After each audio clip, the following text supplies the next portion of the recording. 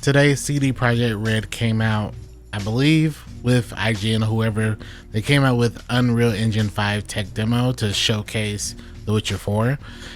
And I haven't seen this footage yet, but I wanted to watch it, share it with the YouTube community over here, and really talk about whatever they have going on, because I saw a small clip of it on Twitter and it looked absolutely insane. And if you know me, you know how much I love Witcher 3. So I wanted to watch this, and give you at least my live first impressions and reactions to it. This is about a 15-minute video that was shared, I believe, this morning, and it's supposedly really, really good. There we go. Here we go. All right.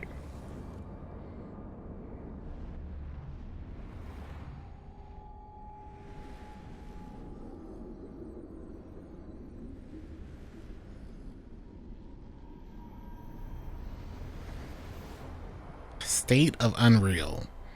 I guess this was more for Unreal Engine 5, but still, they wanted to showcase Witcher 4.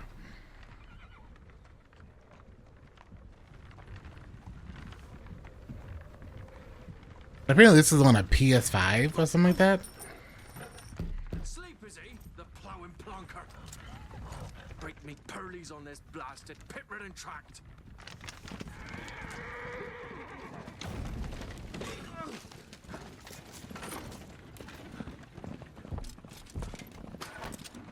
Where's fear on dry road? Aye, the devil's out!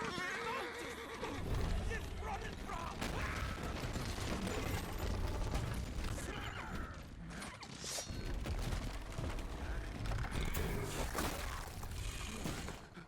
Oh man.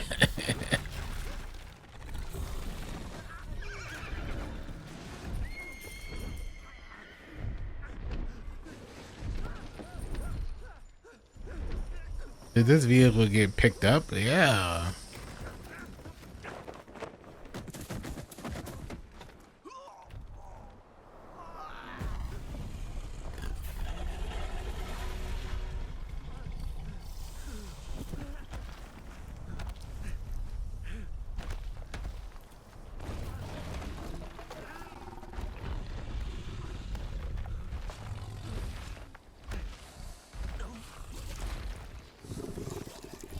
Oh, that looks insane.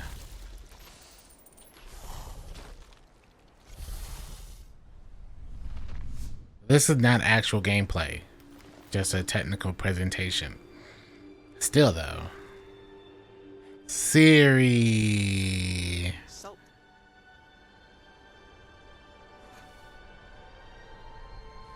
Almost had me fooled, Fruin. Love us some Siri, man.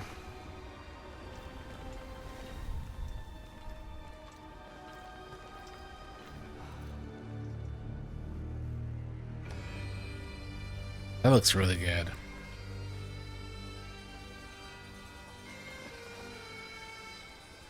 Listen, anyone saying that they don't think this game is going to be good just because Geralt isn't in it,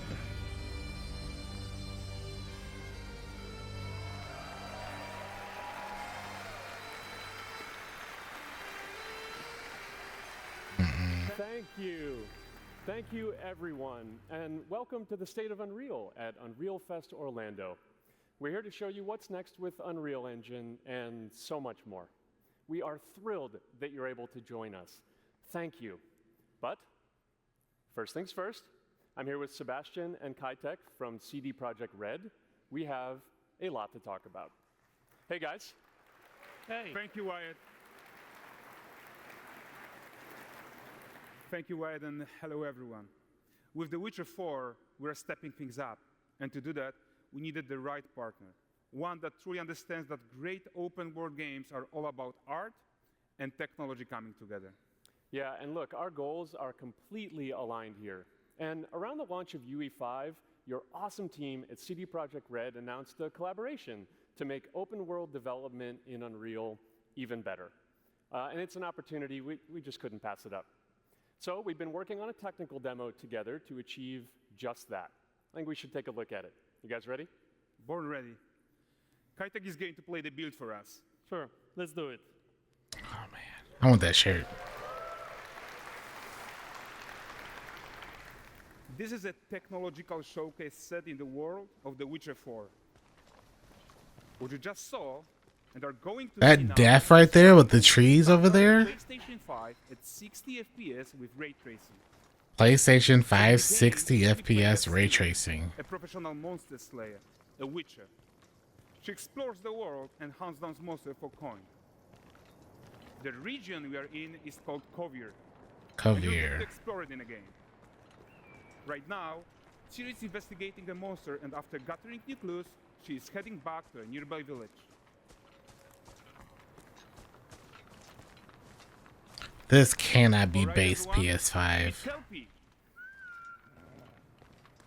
Let weeds be weeds, Kelpie. So Kelpie. just like Geralt had Roach, Ciri has her own loyal companion. We return to town. These two characters need to feel like one. Since you're gonna explore the world on horseback, riding needs to feel seamless, natural, and just fun. Yeah, and to support that, we're introducing multi-character motion matching in Unreal.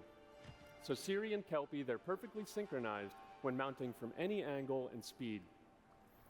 And we also support root motion movement on Kelpie, so controlling her feels realistic and grounded.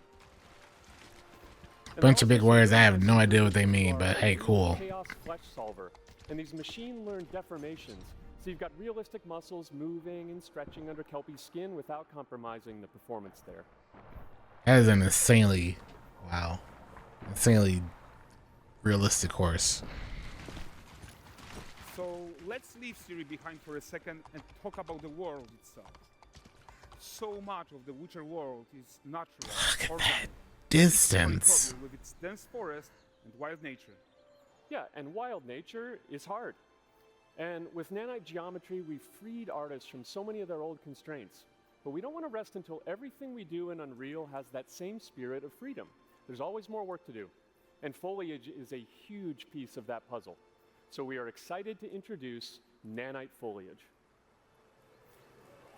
And in order to achieve gorgeous foliage density everywhere, while still being memory efficient, fast to render, we believe that a new idea was needed.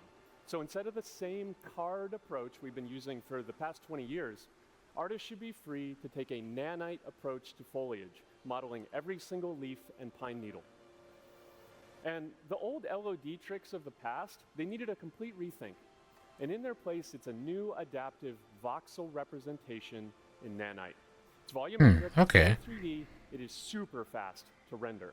And these dense clusters of triangles turn into these cubes, which at a distance, they're no larger than a pixel, and they react to the changing light of our dynamic sun and our shadows, and they allow artists to render whatever amount of foliage is needed to achieve their vision without compromise.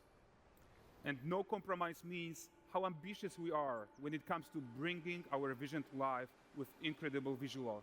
But more than that, together with Epic, we created faster way to load the world. We can now bring in more content more quickly for the smoothest possible experience as we fly down to catch up with Ciri.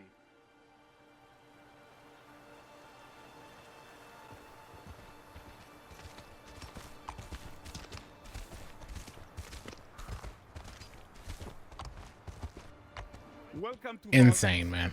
So Valdres is a port town, a hub for fishing, trade, and mining. It's one of those places where you can meet shady characters or overhear gossip from other lands.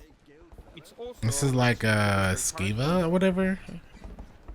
In Witcher 3, like Skiva, I Let's think. leave Kelpie here and explore the marketplace and food.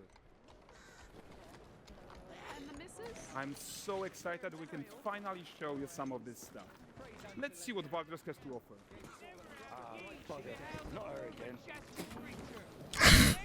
She doesn't deserve that.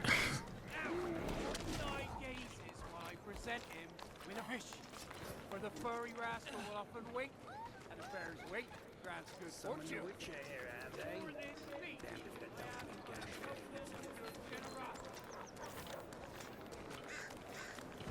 I know the technical test is meant to like show it in its best version, but man, Character actions directly affect what happens around you, sometimes even setting off chain reactions. Everything is working together.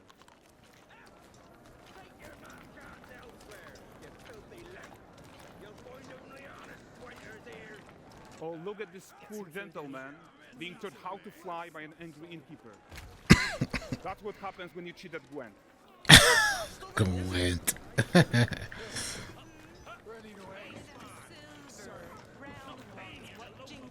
Gotta toss a coin to your witcher, man. Okay, so this is the guy who gave the series of quests his own. Like you probably suspect, he has his own agenda in all of this. You're off your tits again, Wilfred. Get your ass up.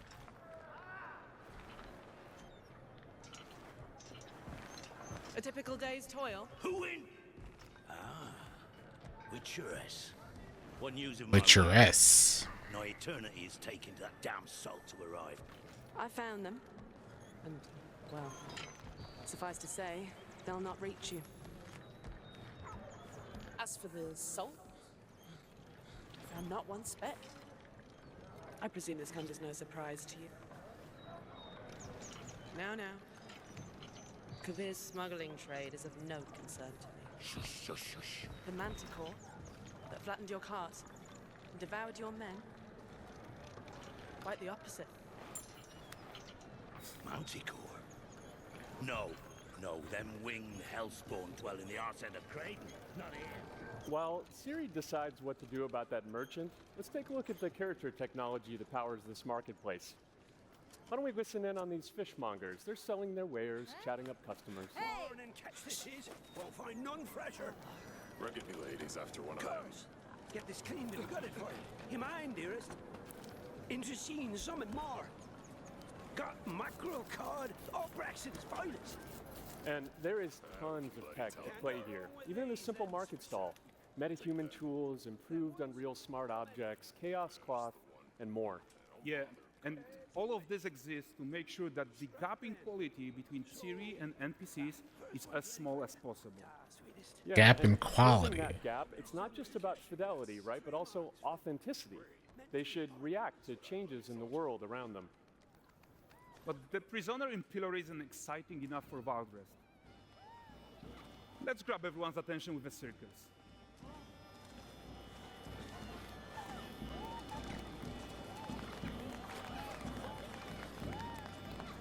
But the great performance deserves a huge crowd though. Let's crank it up.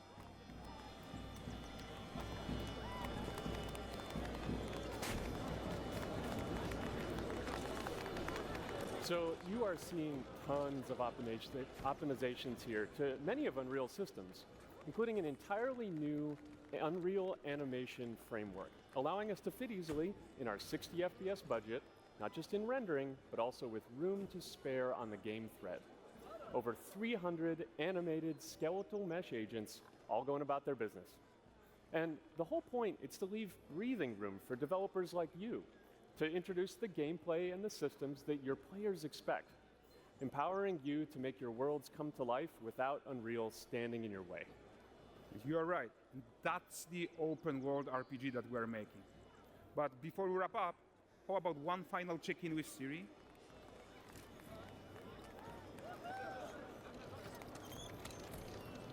We are making this game to be the most immersive and ambitious open world Witcher game ever.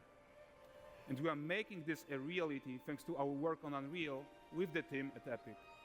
How did you get all the way over here? What we're doing together is going to bring in a new generation of open world RPGs, and I'm so proud of what we accomplished so far. We are too. So we're almost done, but before we go, here's a small gift for all Witcher fans. A first look at Lanexeter. Oh, at La what?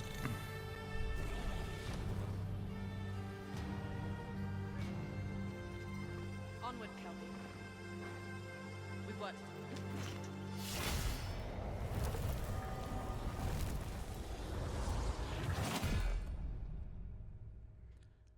I want to learn more. Yeah, man. I think from a technical standpoint, all of this seems really, really interesting. And obviously a lot of words and a lot of things that I'm like, okay. I just want to see how it all works out in practice. And they say PS5. They don't say it has to be a PS5 Pro.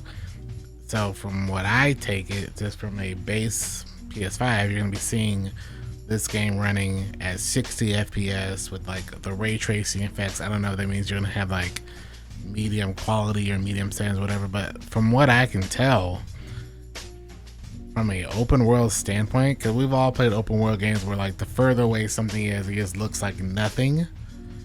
And this looks really good. I know we're still a few years at least out of this game, and I know that there's going to be other games coming out that are going to be using Unreal Engine 5. I believe it's 5.6, and it was just a tech demo, which means they, you know, package it in the best case scenario, best version of it. But hey, Witcher 4 looks really, really good. All in all, I think it's gonna be a really, really, really good experience to play this game in a couple of years. I also think the tech demo that they showed will be really good for other games that are going to be using Unreal Engine 5.6 and beyond. And yeah, if you're excited for Witcher 4, or if you know more about Unreal Engine 5 than I do, then please let me know in the comments so I can be a little bit more, you know, intelligent about this entire thing. As always, thank you so much for watching this video. Really, really appreciate it. And I will see you in the next one.